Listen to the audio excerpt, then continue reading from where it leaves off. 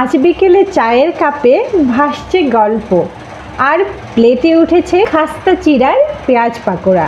চিড়া নরম ঘ্রাণ আর পেঁয়াজের মিষ্টি ঝাঁঝ আর গরম তেলে টুং টুং শব্দ, সব মিলিয়ে যেন ঘরের কোণে ছোট্ট সুখের উৎসব। বাইরে হালকা বৃষ্টি, ভেতরে চায়ের গন্ধ, আর এক কামড়ে মনে পড়ে গেল সুখ মানে আসলে এমনই সহজ কিছু মুহূর্ত।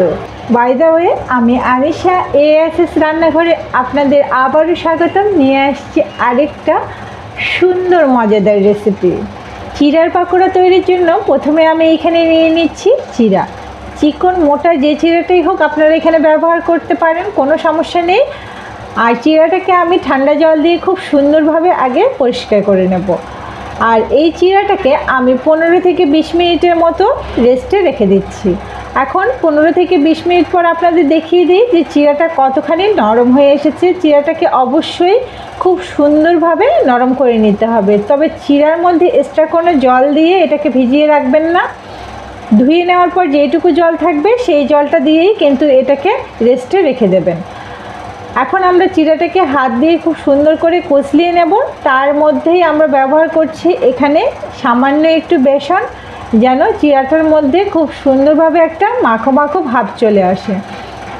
এখন চিড়াটাকে হাত দিয়ে খুব সুন্দরভাবে মেখে নিলে একটা ডোয়ের মতো তৈরি হয়ে যাবে। এখানে আমাদের সুজি, আটা, ময়দা কোনো কিছুই লাগছে না, আমরা চিড়া দিয়েই এটা তৈরি করে নেব। হাতের মধ্যে সামান্য একটু তেল লাগিয়েই এই চিড়াটাকে খুব সুন্দরভাবে মেখে আমরা এটাকে আবারও এভাবেই রেস্টে রেখে দেব। যেহেতু চিড়ার পেঁয়াজ পাকোড়া তৈরি করব, যার কারণে আমরা এখানে পেঁয়াজটাকে আগে প্রসেসিং করে নিই। ফ্রাই প্যানে সামান্য একটু তেল দিয়ে তেলটা গরম হয়ে আসলে আমরা ফোড়নে দিচ্ছি জিরে ফোড়ন, গোটা জিরেটা ব্যবহার করেছি, দিচ্ছি সামান্য একটু হলুদ। জিরাটা যখনই একটু ফুটে আসবে তখন আমরা এর মধ্যে কাঁচা পাকা লঙ্কাটা ব্যবহার করছি। আর যেহেতু এখানে আমরা পেঁয়াজ পাকোড়া তৈরি করব, যার কারণে পেঁয়াজের পরিমাণটা একটু বেশি লাগছে। পুরো 1 বাটি পরিমাণে আমি এখানে পেঁয়াজ ব্যবহার করেছি। পেঁয়াজটা এখন সামান্য একটু ভেজে নিয়ে এর মধ্যে লবণ দেব পরিমাণ মতো, আর একটুখানি হলুদ ব্যবহার করছি। এখন আমরা এই পেঁয়াজটাকে খুব সুন্দরভাবে একটু সময় নিয়ে ভেজে নেব। যেহেতু লবণ ব্যবহার করা হয়েছে, যার কারণে এটা খুব সুন্দরভাবে তাড়াতাড়ি মজে আসবে।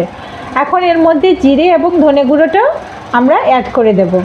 দেওয়ার পরে আমরা এটাকে খুব সুন্দর করে ব্রাউন কালার হয়ে আসা অবধি একটু ভেজে নেব। এখন যখন কালারটা চেঞ্জ হয়ে আসবে তখন আমরা এর মধ্যে 2 চামচের মতো বেসন ব্যবহার করছি। বেসনটা পেঁয়াজের সঙ্গে খুব সুন্দরভাবে আমরা ভেজে নেব। বেসনের মধ্যে যে একটা কাঁচা গন্ধ থাকে, সেই গন্ধটা যেন দূর হয়ে যায়। যখন এই একটুখানি ভাজা হয়ে যাবে বেসনটা, তখন এর মধ্যে আমরা লাল লঙ্কাটা ব্যবহার করছি। লাল লঙ্কার গুঁড়ো দিয়ে দিয়েছি আমি 1 চামচের মতো, আর সঙ্গে সঙ্গে একটুখানি আমি এখানে জল অ্যাড করে দিচ্ছি। সঙ্গে সঙ্গে জলটা অ্যাড না করলে লঙ্কাটা পুড়ে যেতে পারে। লাল লঙ্কা যেহেতু শুকনো হয়, যার কারণে এটা খুব দ্রুত পুড়ে যায়, আমরা সকলে জানি। একটু জল দিয়ে খুব সুন্দরভাবে ভেজে সাইড করে তুলে রাখবো। এখানে চিড়ার যে ডোটা আমি তৈরি করে রেখেছিলাম, তার মধ্যে আমি লবণ এবং হলুদ দিয়েছি পরিমাণ মতো। আপনারা যদি মন চায়, যখন এই চিড়াটাকে খুব সুন্দরভাবে ম্যাশ করে নিয়েছিলেন, ঠিক সেই মুহূর্তেই কিন্তু এই লবণ হলুদটা ব্যবহার করতে পারেন। কিন্তু আমি এখন এই চিড়ার ডোটার মধ্যে লবণ আর হলুদ পরিমাণ মতো দিয়ে মেখে নিয়ে আমি এটা আলাদা করে একটা প্লেটে তুলে নিচ্ছি। হাত পরিষ্কার করে নিয়ে খুব সুন্দরভাবে হাতের মধ্যে তেল মেখে নিয়েছি, যেন চিড়াটা হাতের মধ্যে লেগে না আসে। আর চিড়ার ডোটা থেকে আমি ছোট ছোট লেচি আকারে ডো করে নিচ্ছি। আপনারা ঠিক যে সাইজের পাকোড়াগুলো করতে চাচ্ছেন, সেভাবেই আপনারা এখানে লেচিটা কেটে নেবেন। এখন আমি দেখতে পাচ্ছেন হাত দিয়ে খুব সুন্দরভাবে গোল করে মাঝখানটা একটু গর্ত করে এর মধ্যে পুরটাকে অ্যাড করে দিচ্ছি। ঠিক যে আমরা পেঁয়াজের পুরটা তৈরি করে রেখেছিলাম, সেই পুরটাই এখানে অ্যাড করলাম এবং হাত দিয়ে খুব সুন্দরভাবে গোল করে আমি গোল গোল পাকোড়া তৈরি করেছি। আপনাদের যদি মন চায় তাহলে আপনারা অন্য কোনো শেপ এখানে দিয়ে দিতে পারেন। আমার কাছে এই গোল পাকোড়াটাই বেশ ভালো লাগে, যার কারণে আমি এখানে গোল গোল করে পাকোড়াটা তৈরি করছি। আপনারা আপনাদের খুশি মতো এখানে শেপ দিতে পারেন। আমার সমস্ত পাকোড়াগুলো তৈরি করে নেওয়া হয়ে গিয়েছে। এখন আমি এগুলোকে ডিপ ফ্রাই করব, যার কারণে কড়াইয়ের মধ্যে তেল দিয়ে দিয়েছি।